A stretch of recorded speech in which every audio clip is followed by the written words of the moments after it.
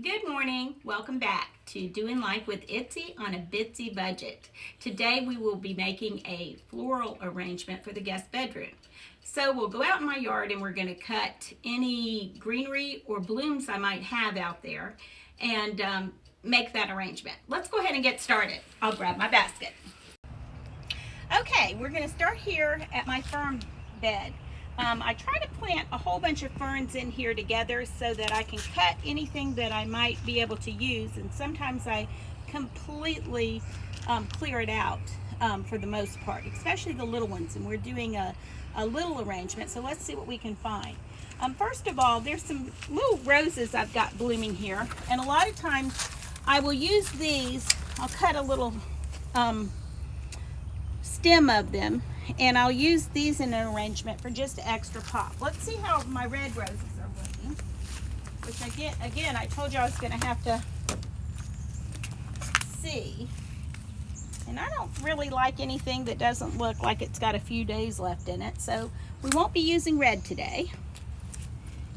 Now let me climb in the fern bed here. Oh, here's something I'm going to use. A lot of times I use this. This is just a plant. It's Swedish Ivy, but sometimes I can cut a few pieces of this and use it in the arrangement. So we'll throw it in the basket. And here, a couple more pieces of that. All right, let me see. I love this fern. This fern does not look like something you'd use in a small arrangement, but when I show you how we're going to use that, you'll get the idea. Let's see what else I've got over here. Go ahead and take that off. Okay, I do want to show you one thing that I usually use in arrangements. You wouldn't think to use them in everyday arrangements. You'd think, oh, at Christmas you might use them. But I always have out in the woods part of my yard some of these little cedar trees. And I just cut a piece or two off of these because they're so wispy and cute. And you'll see in the arrangement, I like those sticking out. So they remind me of a fern, but they're not actually a fern. Okay, let's keep looking. Go ahead. I just want to show you an idea I had years ago. I planted this vine back here and I just let it grow. But look at how pretty that looks just draping down there this year. I don't even know what that's called, but I did like it at a festival I was at, so I bought it. Okay, another thing I like using in arrangements, whether it be winter arrangements, spring, any time of year, are boxwood. So I have these big boxwoods in my yard, and I usually, because they're nice and thick, the branches, and it'll hold, just a little sprig will hold flowers up in a small arrangement, as I cut a few of these to use in the arrangements too.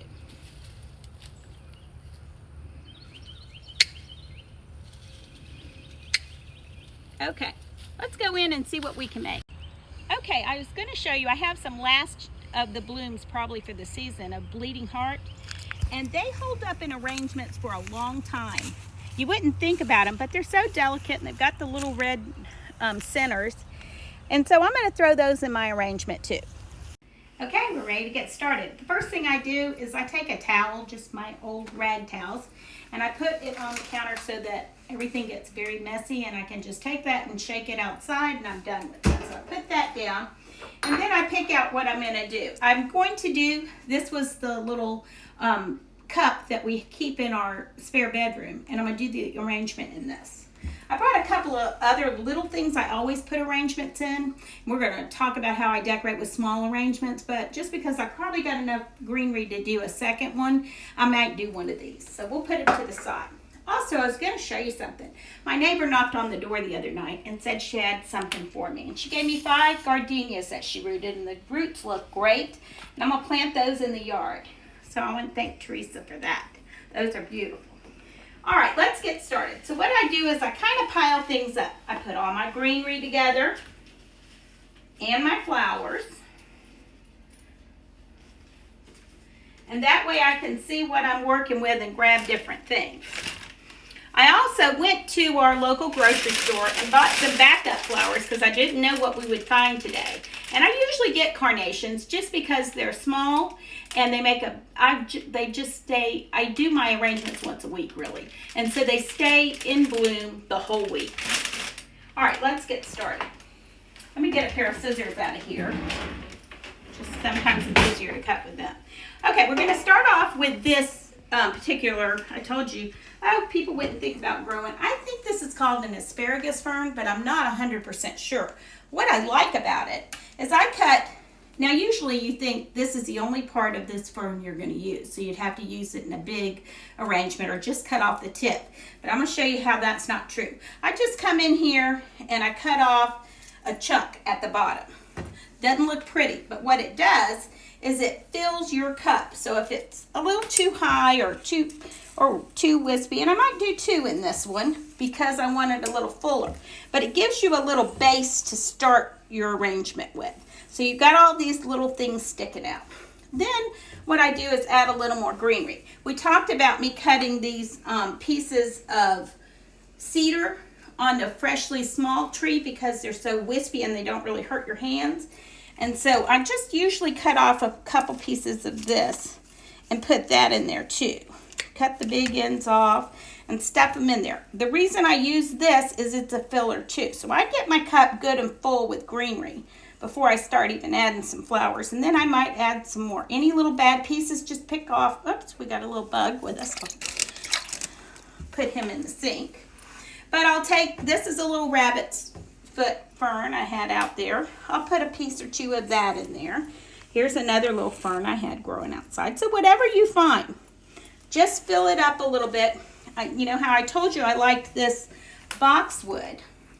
So usually I'll take a piece of that or 2 and stick it in because it just kind of keeps everything together. It's so strong that it makes a little impact. So you see you're getting just a cup of greenery. And again, it doesn't have to be, you can put all the one kind of greens together. It's not really about being perfect with it. Like this is just a Boston fern, but it's got that little roll on it. It looks cute. All right, so we'll go ahead and we'll put, let's see what else I've got here. We'll go ahead and put a piece of the Swedish Ivy that I picked. We'll kind of do that in the front, almost as if it was a flower itself. See how it's kind of hanging down there and it just gives you a little, if you had nothing else, you could put this in your room or bathroom and it makes an impact on its own. But we're going to add our flowers. Let's try to use what we had in the yard first. This is bleeding heart, and I told you this makes a real cute plant. So if I want a longer stem, I just take off a couple of pieces and then put it in. Again, the leaves make a big impact. Now you don't want to cover up your greenery, so you might want to put that just on one side or the other. Let it hang in. Move it around. Now you see this is where the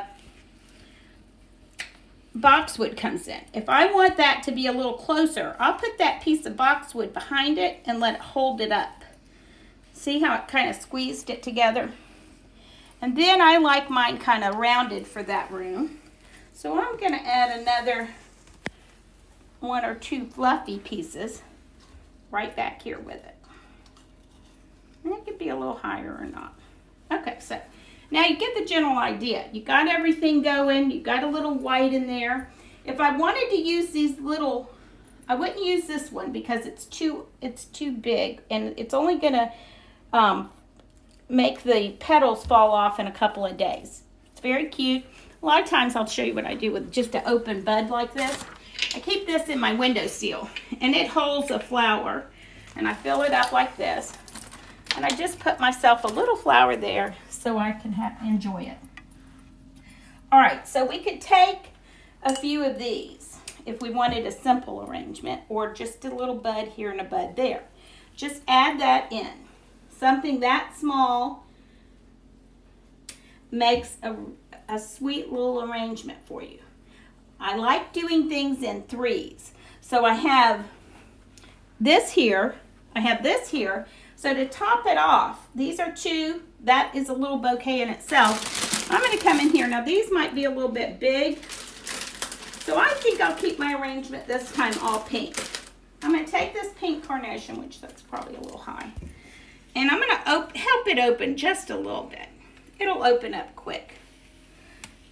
Now, I'm pretty picky and I don't like that color of pink with this one. So I'll use that in another arrangement.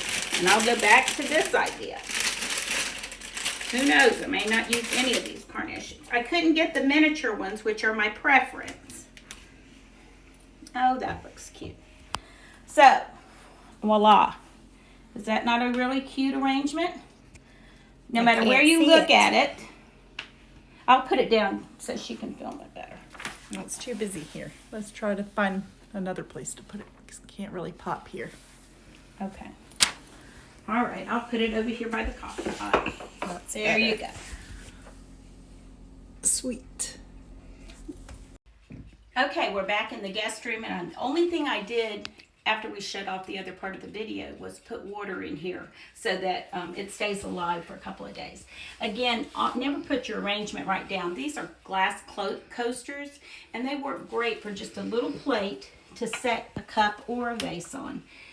And then I just strategically place it in there, and that's what my guests get to see when they come in. Okay, please don't forget to like, subscribe, and share. And we'll see you next time.